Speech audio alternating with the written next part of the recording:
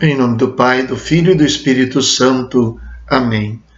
Bom dia do Evangelho segundo São Mateus.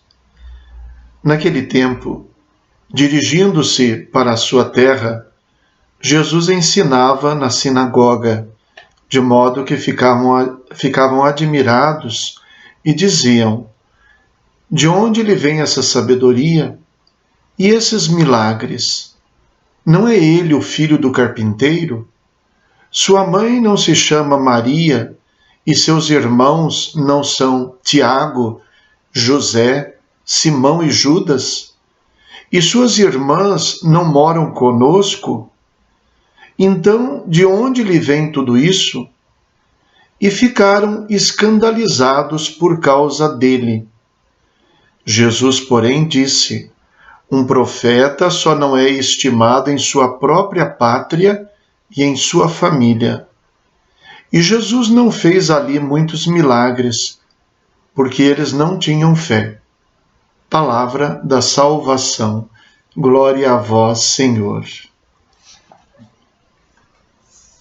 Na sua terra, Jesus ensina na sinagoga, onde Jesus aprendeu praticamente tudo o que ele sabia, ele estava ensinando.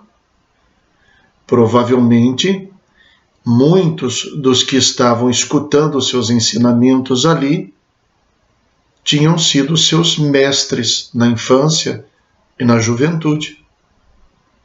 E então, eles percebem o contraste que existe entre aquela pessoa tão familiar a eles, tão semelhante a eles, e os ensinamentos e os milagres que seguramente eles sabem que não ensinaram para ele. Esta sabedoria dele não vem de nós. Se algum foi seu professor, ele deve dizer: não foi comigo que ele aprendeu isso.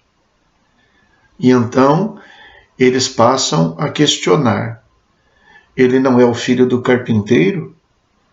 Sua mãe não é Maria? Seus irmãos não são Tiago, José, Simão e Judas? Suas irmãs não moram aqui entre nós? Não é aquele Jesus que nós conhecemos? Sim, é ele.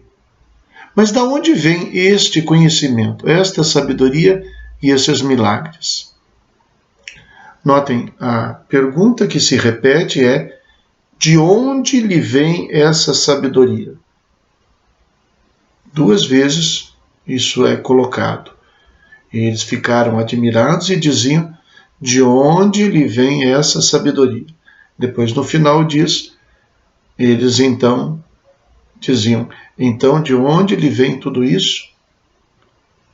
Porque eles sabiam que não tinha vindo deles.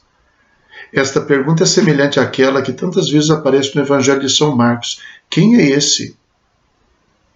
Ora, essa procedência realmente é a questão. Agora, o problema é que, de admirados que eles estavam, ao final se diz que eles ficaram escandalizados.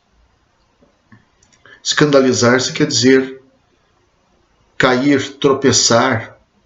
Ele foi, em vez de ser para eles uma edificação, ele foi para eles uma causa de tropeço. Eles tropeçaram ali. Ele foi um obstáculo para eles. Ou eles viram nele um obstáculo. Se escandalizaram dele. E aí então Jesus diz que um profeta só não é estimado a não ser em sua própria pátria e em sua família. Por quê? Porque se os familiares e os compatriotas esperam ver nele somente aquilo que saiu deles, eles vão encontrar nele alguém que na verdade não pertence a eles, que tem uma outra fonte. Então, para além de dizer ele não serve porque nós não ensinamos isso para ele, deveriam se aprofundar na questão: de onde vem isso? Se vem de Deus, então não importa onde ele se criou. O que importa é a sabedoria. É curioso que eles possam estar admirados e não se abrirem para essa admiração. E nessa mesma linha vem o contraste das últimas palavras do Evangelho. E Jesus não fez ali muitos milagres porque eles não tinham fé. Há uma relação entre os milagres e a fé. Alguém podia dizer assim, olha, se eles não têm fé, então devia fazer um milagre para convencê-los. Milagre é uma interpretação das coisas maravilhosas. Quem não tem fé vai atribuir essas coisas maravilhosas a outra origem, e não a divina. É preciso ter fé para enxergar que os milagres são milagres. Se não se vê magia, se não se vê uma força oculta, se vê outra coisa. E para quem tem fé, o olhar da contemplação do maravilhoso, que é o que significa a palavra milagre, é um olhar bastante abrangente. Não só os atos realizados por Jesus são vistos como milagres, como maravilha, como sinais, mas também os seus ensinamentos. Tanto quanto a fé abre para enxergar os milagres, assim também a admiração deveria servir para se abrir à sabedoria. Estão diante da sabedoria, mas se fecham a ela. Preferem negar o que estão ouvindo, o que estão vendo. Preferem negar. E nesse caso, não é que Jesus não possa fazer milagres ou não possa ensinar. Não adianta. Os milagres não são vistos, a sabedoria não é reconhecida. Rezemos. Ó Deus, sois o amparo dos que em vós esperam, e sem vosso auxílio ninguém é forte, ninguém é santo.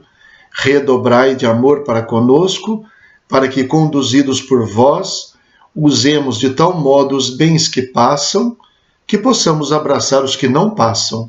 Por nosso Senhor Jesus Cristo, vosso Filho, na unidade do Espírito Santo. Amém. O Senhor esteja convosco.